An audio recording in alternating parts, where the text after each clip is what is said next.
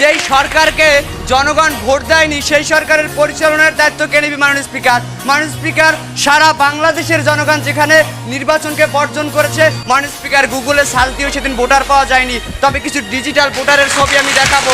মাননীয় স্পিকার লক্ষ্য করুন, হলুদ শাড়ি পরিয়ে ডান্সার মাননীয় স্পিকার, যারা কিনা কেন্দ্রের দায়িত্ব পালন করার জন্য এসেছিল তাদেরকে ভোটার বানানো হয়েছিল। মাশাআল্লাহ, ডিজিটাল সরকারের ডিজিটাল ভোটার।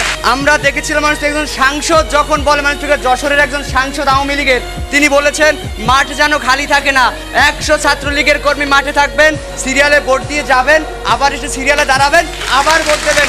মাননীয় স্পিকার লক্ষ্য করুন, সরকার যেখানে মোয়া দিচ্ছে সেখানে তো আমার কিছু বলার নেই মাননীয় স্পিকার। মাননীয় স্পিকার লক্ষ্য করুন, আমরা দেখেছিলাম বাংলাদেশে 147 আসনে নির্বাচন হয়েছে মাননীয় স্পিকার, একটি বেসরকারি তথ্য মতে সেখানে 65% ভোট পড়েছে। এবং ঢাকা 7 আসনে আমরা দেখেছিলাম মাননীয় স্পিকার একটি কেন্দ্রে বিড়াল ঘুমাচ্ছে মাননীয় স্পিকার, ভোটার নেই মাননীয় স্পিকার। তাই তো একটি ইকোনমিস্ট পত্রিকায় দেখেছিলাম জিতবে আওয়ামী লীগ, হারবে বাংলাদেশ। হ্যাঁ মাননীয় স্পিকার, আমরা হেরেছি। এই বাংলাদেশের জাতি এত দুর্ভাগ্যবশত মাননীয় স্পিকার একটি ভোট তারা দিতে পারেনি। তাই তো অতি দুঃখ ভারাক্রান্ত হৃদয়ে বলতে হয়, হায় রে আমরা কেবল হাড্ডি আর চামড়া। মাননীয় স্পিকার, আমার দেশের প্রধানমন্ত্রী তিনিও ভোট দিতে পারেননি, খালি মাঠে গোল দিয়ে হয়েছেন ম্যান অফ দ্য সিরিজ। দর্শক, আপনারা যে ছেলের মুখ থেকে সাহসিকতার জ্বালাময়ী বক্তব্য শুনছেন সেই ছেলেটির নাম হচ্ছে মাসুদ শিকদার। এই মাসুদ শিকদারকে কিন্তু দেখেই বোঝা যাচ্ছে কতটা মেধা সম্পন্ন ছেলে সে, কারণ সবাই কিন্তু তার মতো করে বক্তব্য দিতে পারবে না, কারণ সবার সে সাহস নেই। চলুন তাহলে তার মুখ থেকে আরেকটু বক্তব্য শুনে আসি। আমার ড্রাইভার 5ই জানুয়ারি ছুটি নিয়েছিল ভোট দেওয়ার জন্য। ভোট দিয়ে আসলে আমি জিজ্ঞেস করি ভোট দিয়েছো? সে বললো লাঞ্চের আগেরটা বলবো না পরেরটা। আমি বললাম এটা কোন ধরনের কথা? মাননীয় স্পিকার, সে বলল খাবারের আগে দিয়েছে 7টি এবং পরে দিয়েছে 11টি। তাই তো পরের দিন মাননীয় স্পিকার প্রথম আলো পত্রিকায় দেখলাম জাল ভোট এবং কলঙ্কিত নির্বাচন। আচ্ছা, আপনি আপনার ড্রাইভারের কথা বললেন, তিনি 5টি এবং 7টি ভোট দিয়েছেন। এর মাধ্যমে কি প্রমাণ করছেন যে আপনার ড্রাইভার ভোটটি বর্জন করেছে নাকি ভোটে কারচুপি? না না না, এটা হচ্ছে মাননীয় স্পিকার, আমি দেখাচ্ছি মামাবাড়ির মোয়ার মধ্যে এবারের ভোট মাননীয় স্পিকার। 6 জানুয়ারি অনেক আশা নিয়ে মাননীয় স্পিকার চ্যানেল 24 এর মুক্তবাগ অনুষ্ঠানটি দেখছিলাম মাননীয় স্পিকার।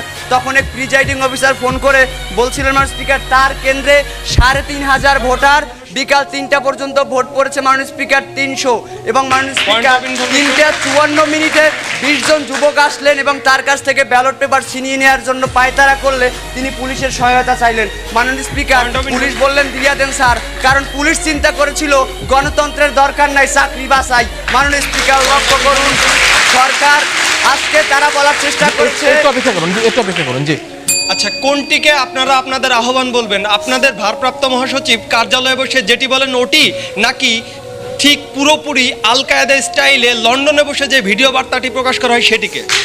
মাননীয় স্পিকার, সরকার দলের বারবারই কাজ হচ্ছে বিরোধী দলের উপর দোষ চাপানো এবং বিরোধী দল যা বলে সব ভুল বলে এটা প্রমাণ করা। 6 তারিখ সকালে আমি ঘুম থেকে উঠে দ্য ডেইলি স্টার পত্রিকাটি হাতে নিয়ে দেখি মাননীয় স্পিকার বাংলাদেশে সিলেট, দিনাজপুর, বগুড়া এবং সিলেট 200 মাননীয় স্পিকার বাংলাদেশের 61টি কেন্দ্রে একটি ভোটও দেয়নি, খালি হাতে ফিরিয়ে দিয়েছে মাননীয় স্পিকার। এটা কি বাংলাদেশের জনগণ বর্জন করছে চিত্র নয় মাননীয় স্পিকার? দেখলেন দর্শক কি পরিমাণ সাহসিকতার জ্বালাময়ী বক্তব্য দিতে পারে এই ছেলে। এই ছেলেকে দেখে মনে হচ্ছে যেন আমরা সংসদ কাঁপানো সেই আন্দালিব রহমান পার্থকে দেখতে পাচ্ছি, যেই আন্দালিব রহমান পার্থের বক্তব্য কোটি কোটি মানুষের মন জয় করে নিয়েছে। আশা করি আজকের এই ছেলের বক্তব্যটিও আপনাদের মনে জায়গা করে নেবে, কারণ এই বক্তব্য শুনে এটিএন বাংলার স্টুডিও পুরো কেঁপে উঠেছিল। তাহলে চলুন দর্শক আরেকটু বক্তব্য শুনে আসি। মাননীয় স্পিকার লক্ষ্য করুন, আজকে তারা বারবার বলার চেষ্টা করেছে এই নির্বাচন ইনক্লুসিভ এবং পার্টিসিপেটরি নির্বাচন হয়েছে। যদি তাই হয়ে থাকে তাহলে কেন সরকার নিয়ন্ত্রিত গলফ খেলোয়াড়ের দলকে আজকে মাননীয় স্পিকার গৃহপালিত বিরোধী দল করা হলো? মাননীয় স্পিকার লক্ষ্য করুন, মাননীয় সদস্য একটু অপেক্ষা করুন জি।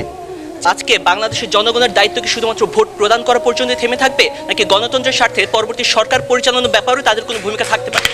মাননীয় স্পিকার, আজকে যদি আমার সময় থাকতো বাংলাদেশের প্রত্যেকটা কেন্দ্রের চিত্র তুলে ধরে দেখাতাম মাননীয় স্পিকার, বাংলাদেশের প্রত্যেকটি কেন্দ্রে মাননীয় স্পিকার কিভাবে বাংলাদেশের জনগণ এই নির্বাচনকে বর্জন করেছিল। মাননীয় স্পিকার লক্ষ্য করুন, আমি সময়ের দিকে তাকিয়ে দুই একটি দেখি যাও মাননীয় স্পিকার। বগুড়া 4 আসনে নিমাইদিঘি কেন্দ্রে মাননীয় স্পিকার ভোটার 2308 জন মাননীয় স্পিকার, বিকাল 4টা পর্যন্ত ভোট পড়েছে মাত্র 32টি। মাননীয় স্পিকার লক্ষ্য করুন, বগুড়া 7 আসনে ভোটার 1,56,000 মাননীয় স্পিকার, সেখানে বিকাল 4টা পর্যন্ত ভোট পড়েছে মাত্র 12,000 মাননীয় স্পিকার। তাই তো একটি ইকোনমিস্ট পত্রিকায় দেখেছিলাম জিতবে আওয়ামী লীগ, হারবে বাংলাদেশ, হ্যাঁ মাননীয় স্পিকার আমরা হেরেছি। এই বাংলাদেশের জাতি এত দুর্ভাগ্যবশত মাননীয় স্পিকার একটি ভোট তারা দিতে পারেনি। তাই তো অতি দুঃখ পারাক্রান্ত হৃদয়ে বলতে হয়, ভাইরা আমরা কেবল হাড্ডিয়ার চামড়া। মাননীয় স্পিকার, আমার দেশের প্রধানমন্ত্রী তিনিও ভোট দিতে পারেননি, খালি মাঠে গোল দিয়ে হয়েছেন ম্যান অফ দ্য সিরিজ। দর্শক বক্তব্য শুনতে শুনতে তো বক্তব্যের শেষ পর্যায়ে চলে আসছেন, এখন আপনার পালা। এই মাসুদ শিকদারের বক্তব্য আপনাদের কাছে কেমন লাগলো? আশা করি ভালো লেগেছে। ভালো লাগলে অবশ্যই লাইক, কমেন্ট, শেয়ার করে সকলকে দেখার সুযোগ করে দিবেন, কারণ আপনার একটি শেয়ারের মাধ্যমে আরো দুজন দেখার সুযোগ পাবে। আর আমরা কিন্তু বাংলায় কথা বলতে পারি না, অনেক কষ্ট হয়, তাও কিন্তু আপনাদের জন্য আমেরিকা থেকে ভিডিও তৈরি করি। যাই হোক, ভালো থাকবেন, সুস্থ থাকবেন, দেখা হবে পরবর্তী কোনো ভিডিওতে।